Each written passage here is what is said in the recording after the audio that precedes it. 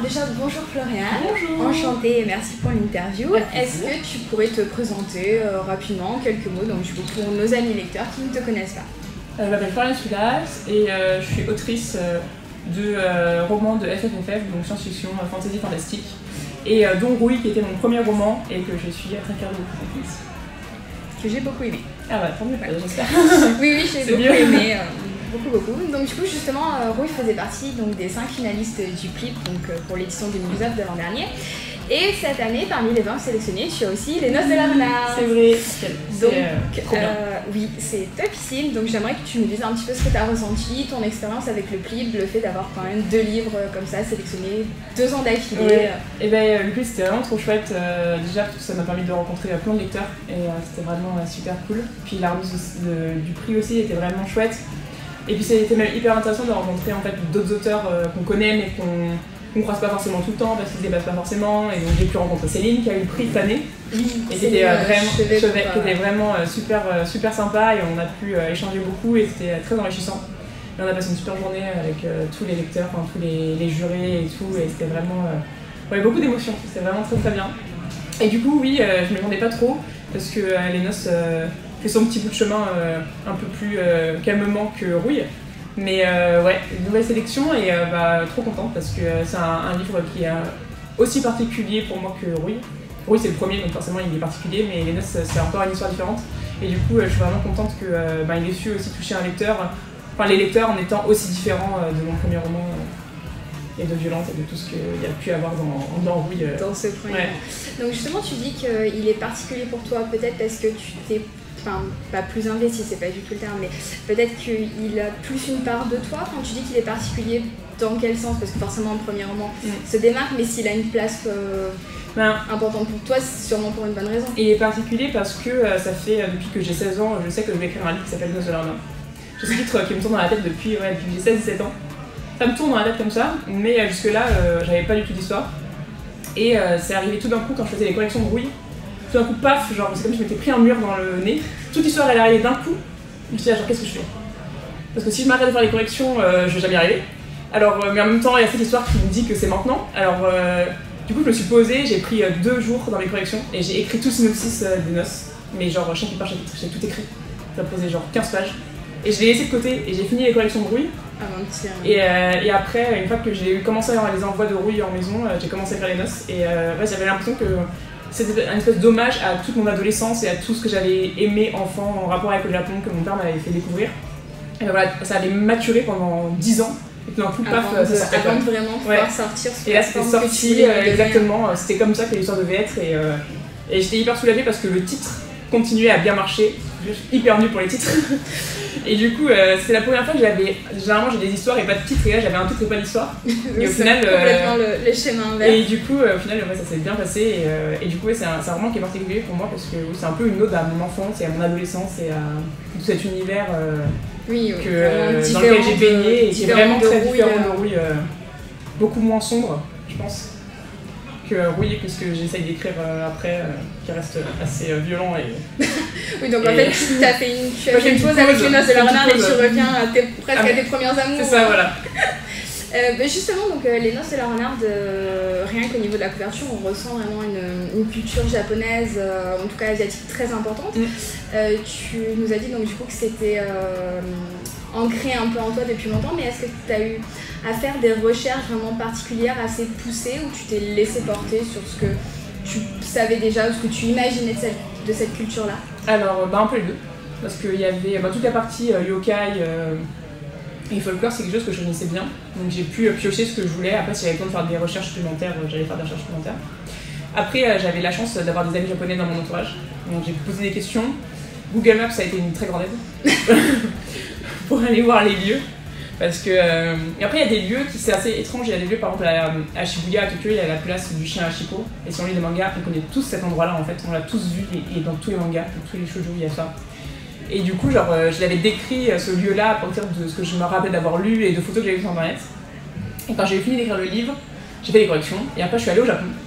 Et je me suis rendue sur les lieux du livre, sur tous les lieux du livre. Et il y a des trucs, je disais, genre, en fait, on m'a menti pendant toute ma vie parce que ça ressemble pas du tout à ça. C'est pas du tout comme ça.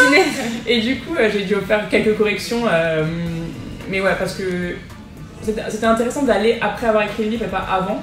Parce que du coup, je me suis rendu compte que j'avais réussi à m'imprégner assez bien de l'atmosphère. Oui, en fait, j'avais été aidée. Capable de J'avais récupérer ta réussi, propre version voir ce que je voulais mettre des dedans. lieux Mais ça m'a quand même demandé de faire quelques corrections parce que les lignes de métro, les sorties, enfin des trucs très très bêtes, ou même les temps de trajet en transport qui sont complètement disproportionnés par rapport à ce que nous. Enfin, je veux dire, les gens qui à Paris trouvent que 30 minutes de train c'est long, on va aller jamais au Japon parce que c'est 1h30 minimum.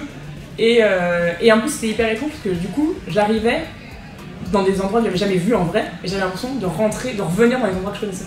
Oui, que je les avais tellement vus, j'avais écrit, déjà vu, et je suis arrivée à Kyoto et j'avais l'impression, et je disais à ma soeur, alors là il y a ça, et puis là il y aura ça, et là où il y aura ça, et là ça va être comme ça, et c'était comme ça, parce que on m'était tellement renseignée, j'avais vu tellement de photos de gens qui étaient partis en voyage, j'avais l'impression d'être déjà venus. Oui, c'est quand même c'était hyper étrange et mais c'est pas désagréable, mais c'était surprenant comme c'est sensation. un sentiment déjà vu, mais en version 3D. Ouais, c'est vraiment l'impression de rentrer à la maison, de revenir dans un endroit que tu as déjà connu. Alors tu sais, objectivement, t'es jamais venu ici, t'as jamais vu là. C'était vraiment ta première fois que tu y allais. C'était un voyage que je n'oublierai pas avant longtemps.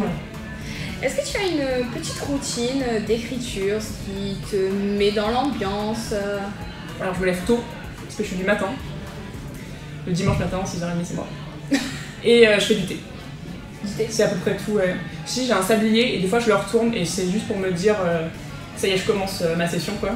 Et généralement je fais des hectolitres de thé, je me mets à mon bureau et j'aime bien avoir une fenêtre près de moi pour pouvoir regarder dehors. Et je choisis une musique de film, enfin un OST, généralement c'est celui des ados. Et voilà, après je m'assois et c'est sorti. Est-ce que tu as des petites manies, des petites tocs en tant qu'écrivain, des mots que tu aimes bien replacer ou du coup tu te corriges parce que tu replaces trop souvent? J'ai appris en corrigeant les noces qu'on n'écrivait pas hocher de la tête, on dit hocher la tête. Voilà, donc j'ai corrigé 57 fois, je pense, hocher de la tête, ça ne se dit pas. Et du coup je me suis rendu compte que je disais beaucoup hocher de la tête, enfin hocher la tête. C'était une expression que tu replaçais et en plus j'utilisais énormément. Et du coup j'avais ça et je crois que c'est tout. J'ai pas trop de toc d'écriture, ça va. J'essaye de supprimer les adverbes. Mais ça c'est un combat de tous les jours, je pense, pour les écrivains. Supprimer les adverbes. Mais oui, il y avait ce hocher de la tête, ça m'avait vraiment marqué parce que ma correctrice on n'en pouvait plus. Oui, mais moi c'est quand tu me le dis que ça me dérange. C'est hyper bizarre. Et sinon, non, j'ai pas de toc. J'aime bien, je peux pas commencer enfin, j'aime pas lire ou écrire dans des fichiers Word, j'écris sur Word. S'il n'y a pas le numéro de page et les gens qui m'envoient des fichiers à lire où il n'y a pas le numéro de page et que c'est pas justifié, ça me fait péter les câbles. Je n'irai pas contre toi, je suis d'accord avec toi. Ah ouais, c'est trop bizarre je commence, je mets toujours mes petits numéros de page. Ouais, c'est trop bizarre de pas les numéros de page. Mais n'importe quel type de document, Wordfac, n'importe quoi, tu sais. Et j'ai pris l'habitude de garder en mémoire tout ce qui est tiré quadratant. Pour les mettre tout de suite et pas avoir à les changer plus tard parce qu'il n'y a rien de plus énervant que de devoir changer toutes les puces en tiré quadratant dans un fichier qui fait 200 pages pour quoi. Oui, je me doute que ça va être. Donc voilà, moi j'ai pris cette habitude de direct oui, c'est des petites habitudes maintenant que des donc du coup, entre Rouille et les Noces de Renard, tu nous as dit que c'était vraiment un peu deux univers très différents. Dans les deux, quelle a été la scène la plus difficile à écrire ou à retranscrire pour toi?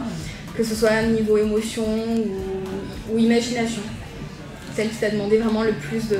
Ça va spoiler. Non, dans Rouille, je pense que c'est une des premières scènes, c'est quand Violante trouve Satine en une crise de manque. Oui. Elle fait une crise de manque, c'est la prise de la drogue, et du coup j'ai jamais fait de crise de manque. Oui, je savais pas trop comment gérer ça. Donc j'ai une amie médecin, Maud, si je passe par là, qui m'a aidée. J'ai dit bon alors, comment ça se passe pour quelqu'un a besoin de drogue là, qu'est-ce qui se passe? Et ça a été un petit peu difficile à écrire et heureusement qu'elle était là, on avait beaucoup retravaillé cette scène là pour que ça soit crédible quoi. Dans les noces, je sais pas. En fait, les scènes qui je pense sont les plus difficiles, c'est celles que j'ai préféré écrire. Dans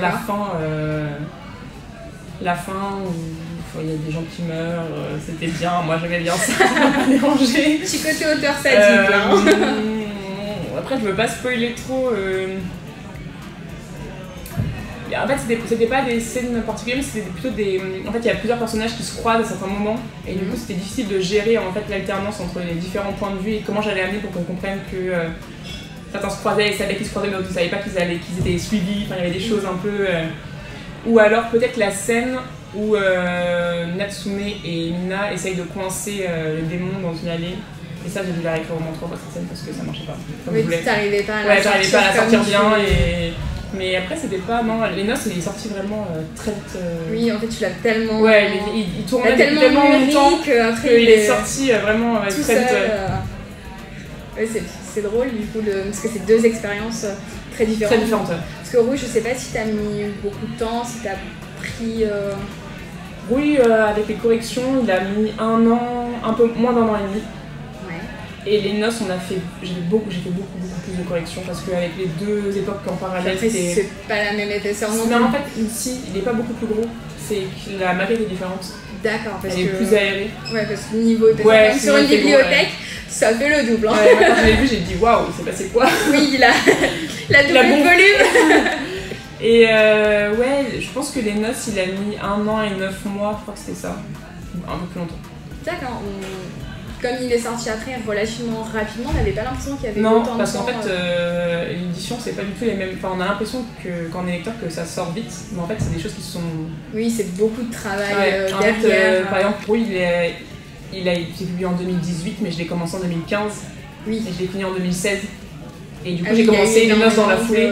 Donc en fait, notre temporalité, elle est beaucoup plus longue que pour le lecteur. Et du coup, j'ai pas écrit. Sinon, on a tendance à vouloir vite, rapidement. Et du coup, il y a eu que 1 an entre les 2, mais au final, il y a eu presque 2 ans pour toi entre les 2. À aller travailler. Ouais. Du coup, donc, tu me disais tout à l'heure que le Japon t'avait beaucoup inspiré. Est-ce que tu as d'autres auteurs, d'autres œuvres qui t'inspirent, dans lesquelles tu pioches beaucoup, qui t'inspirent tous les jours? Estelle Faye. Oui, Estelle. D'ailleurs, je pense que inconsciemment aussi, une partie des Noces, c'est un hommage à Porcelaine, qui est un des premiers livres d'Estelle que j'ai lu, qui parle d'une troupe de théâtre dans la Chine médiévale et qui était incroyable. Et j'avais adoré ce bouquin. Après, c'est compliqué parce que j'écris pas de science-fiction, enfin, j'ai pas encore publié de science-fiction vraiment pure et dure, alors que c'est ce que j'ai le plus lu. Ah oui, donc en fait, encore un décalage. Ouais, c'est très marrant parce que par exemple, j'adore lire de la fantasy, mais je sais pas en écrire. Oui. Et pour l'instant, là, maintenant, je travaille plutôt sur des projets de science-fiction, mais du coup, mes inspirations, c'est plus des choses de science-fiction, et du coup, c'est vrai que les liens sont pas évidents avec ce que j'ai pu écrire. Et pour Les Noces, c'est sûr que mes inspirations sont plutôt visuelles. Ça va être les Miyazaki, ça va être des comics que j'ai pu lire, ça va être des films que j'ai pu voir, des vieux films de samouraï que mon père me faisait regarder. Des animés que je bibochais quand j'étais petite avec ma soeur, on lisait beaucoup de mangas, et donc ça, je pense que ça vient essentiellement de là. Et de mes lectures après d'auteurs japonais, mais plus tardivement.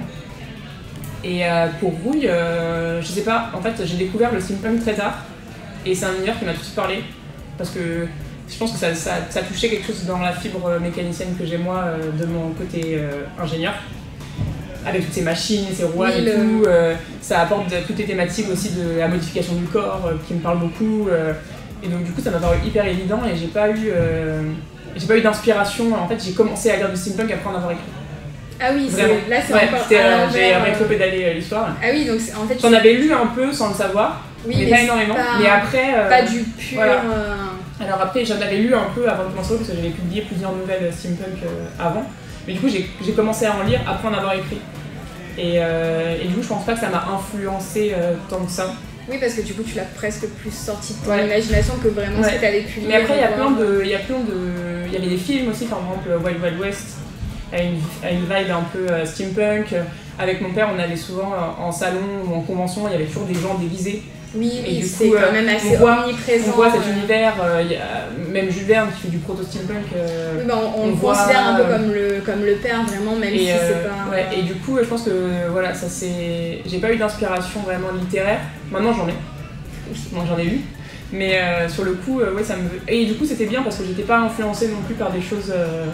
que j'avais déjà lu. Ça t'a permis vraiment de laisser à ton imagination un peu libre cours. C'est pas c'était bien. Du coup, tu nous parlais un peu de ta formation en ingénierie.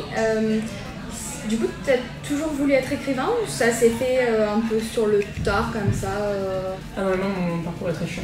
J'ai toujours voulu être écrivain. J'ai toujours dit à ma mère, moi quand je serai grande, je parlerai latin et j'écrirai des histoires. Elle m'a dit, ouais, mais tu vas trouver un vrai métier avant. Oui, donc non, moi j'ai toujours su que je voulais écrire des histoires, par contre, je me sentais pas le bagage pour écrire des romans. Enfin, j'ai l'impression que j'avais pas vécu. J'avais rien à dire. Voilà, j'étais une enfant, donc j'ai lu beaucoup de trucs.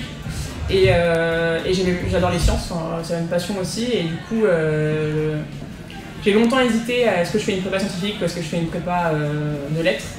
Et en fait je me suis dit, je pense, c'est mon avis, mais je pense que si on abandonne les maths un jour, on n'y revient jamais. Tout seul en autodidacte c'est vraiment très difficile. Je te confirme. Alors que en fait abandonner la littérature, bon ok je sais pas faire une étude de texte hyper argumentée peut-être, enfin j'en ai fait un peu mais voilà. Mais je peux toujours lire et je peux toujours me cultiver comme ça. Si tu continues de lire à côté, c'est quelque chose que tu ne quittes pas. Alors que arrêter les maths ou la physique après, c'est fini. On n'en fait plus. Voilà, et donc du coup j'ai décidé de pas faire de choix quoi, et donc de continuer en prépa scientifique. Oui, ça te permettait de garder vraiment en prépa scientifique, en fait on a des cours de français philo. Oui. Donc on continue quand même un peu à avoir une main dans oui, donc vraiment ce tu mettais pas de côté un des deux. Voilà, et du coup j'ai fait ma prépa comme ça, après je passe en école d'ingé. Là j'ai recommencé à écrire en école d'ingé, j'étais sur des forums et j'écrivais un peu sur des forums comme ça. Et après je fais une thèse, et c'est en thèse que j'ai eu une espèce de révélation divine un matin, je me rappelle j'étais assise en bureau, je me dis mais en fait Florian si tu le fais pas maintenant tu le feras jamais. Oui, donc genre tes rêves ils vont pas se réaliser tout seuls, genre il faut bosser quoi. Et du coup j'ai commencé à écrire des nouvelles et voilà, et je me suis dit en fait c'est compliqué parce qu'en France, dans la société occidentale, on a tendance à nous mettre dans des petites cases et on te dit ça on entend souvent mais c'est scientifique ou c'est littéraire, comme si on pouvait pas faire plusieurs choses. Alors qu'avant par exemple, je pense à plein de scientifiques, ils étaient philosophes, ils étaient écrivains, ils étaient mathématiciens. C'était pas mal vu d'avoir un éventail de connaissances et de capacités, c'était même très bien vu quoi. D'ailleurs, la philosophie et les maths, ça a toujours été des choses qui allaient ensemble quoi. Qui étaient très proches. Et du coup, moi je me suis dit que j'avais pas envie de devoir choisir entre. Est-ce que tout ça c'est toujours un peu gênant quand on me dit alors du coup t'es autrice ou t'es quoi? Mais non en fait je suis autrice et je suis aussi ingénieure et je peux faire les deux. Casquette. Ouais, j'ai pas envie de devoir choisir une seule case. Oui, d'avoir une seule étiquette parmi les deux. C'est deux choses qui te définissent. Et pour moi c'est pas du tout en fait antinomique. Parce que quand on y pense par exemple en science-fiction, la plupart des premiers auteurs qu'on a connus c'était des scientifiques. Asimov, Clarke, tout ça, c'était des scientifiques, mais alors pur et dur quoi. Oui. Et au final, les classiques, c'est eux qui les ont écrits. Pour moi, il y a toujours quelque chose sous-jacent entre ces deux, elles sont pas du tout liées. Ça, mais même d'autres auteurs, quand on parle par exemple, si tu regardes Le Guin, elle faisait de la sociologie, et au final c'est des sciences. Oui, et ses livres sont hyper sociologiques, ils parlent de l'homme, de la société, et c'est des sciences quoi. Et c'est hyper intéressant. Et je vois pas pourquoi on devrait la mettre que dans une case littéraire et pas dans une case aussi de scientifique quoi. Mais tu as entièrement raison. Et du coup je milite pour faire des sciences et faites aussi des livres si vous avez envie. Faites les deux. Voilà, faites les deux. Ça marche très bien, la preuve. On va revenir un petit peu du coup sur les noces de la renarde. Si tu devais avoir un animal totem, une mascotte, est-ce que ce serait le renard ou complètement autre chose? Dans les yokai japonais, le kitsune est quand même un des plus intéressants. Voilà, c'est pour ça que je t'ai dit. Parce qu'il est très ambivalent aussi, il peut être méchant comme il peut être bon. Mais j'aime bien les bakeneko. Parce que c'est des chats qui, quand ils atteignent un certain âge et un certain poids, deviennent des démons. Et généralement, c'est pas des gentils démons, mais ils peuvent choisir soit de protéger un ancien maître, soit de lui pourrir la vie. Généralement, il y a le même avec les chiens. Les chiens, ils sont souvent gentils et les chats sont souvent méchants. Mais ils ont ce pouvoir de métamorphose et ils peuvent prendre plusieurs apparences que je trouve très intéressant parce que ça revient encore à toutes ces questions du corps et du changement. Et parce que j'aime bien les esprits qui sont un peu taquins, qui sont pas toujours sympas. Et c'est ça qui est hyper intéressant et qui est très différent dans le folklore japonais. C'est que chez nous, souvent, les esprits, ils sont soit gentils, soit méchants. Oui, c'est assez blanc, c'est très cartésien. Alors qu'au Japon, il n'y a pas du tout cette notion-là. Les esprits, ils sont très ambivalents, ils ont leurs propres intérêts, ils peuvent choisir d'aller aider un maître comme ou même un coup d'être gentil, un coup d'être méchant à son intérêt sans être... C'est vachement plus intéressant parce que ça fait plus... ça leur donne un caractère différent et attachant. Oui, parce que du coup, on peut peut-être plus se reconnaître là-dedans. Bon, est-ce que tu peux nous parler un petit peu de tes projets en cours, si tu as quelques petites choses dans tes tiroirs, histoire de nous mettre un peu l'eau à la bouche? Alors, il y a le poche de rouille qui va sortir bientôt. Donc je suis en train de préparer, on est en train de préparer plein de trucs avec Pocket. Vous allez garder cette couverture-là? Alors ça sera fondamentalement la même couverture, mais il y aura quelques modifications. Donc j'ai hâte de pouvoir la dévoiler, parce qu'elle est jolie. Et là en ce moment, je travaille sur d'autres projets, mais alors c'est un peu compliqué la fin de l'année, parce que du coup j'ai un travail à côté, je ne fais pas à plein temps. Oui, c'est pas ta seule et unique activité principale. Voilà, et du coup, tout ce que je peux dire, c'est que la plupart de mes prochains projets seront très orientés science-fiction et violence. Voilà. Enfin, violence. Ça sera plus style rouille que style les noces de la Narnia. D'accord. Ouais. Donc un dernier mot pour la fin. Donc comme on le disait tout à l'heure, Rouille a fait partie des 5 finalistes pour le PIL 2019 et les Noces de la Renarde donc des 20 sélectionnés pour le PIL 2020. Si tu devais essayer de décrire un petit peu donc les Noces de la Renarde pour essayer de donner envie à nos amis lecteurs qui seraient tentés de le lire pour en faire encore une fois un des 5 finalistes, qu'est-ce que tu pourrais nous en dire?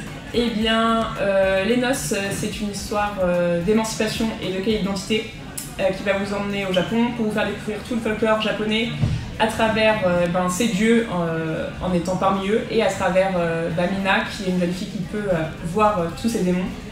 Et voilà, j'espère qu'elle va vous faire découvrir un Japon que vous ne connaissiez pas ou que vous supputiez seulement qu'il existait. Et de belles choses avec de belles aventures, de belles histoires d'amitié aussi. Et voilà, ce sera un beau voyage et que vous verrez de jolis paysages et de belles histoires.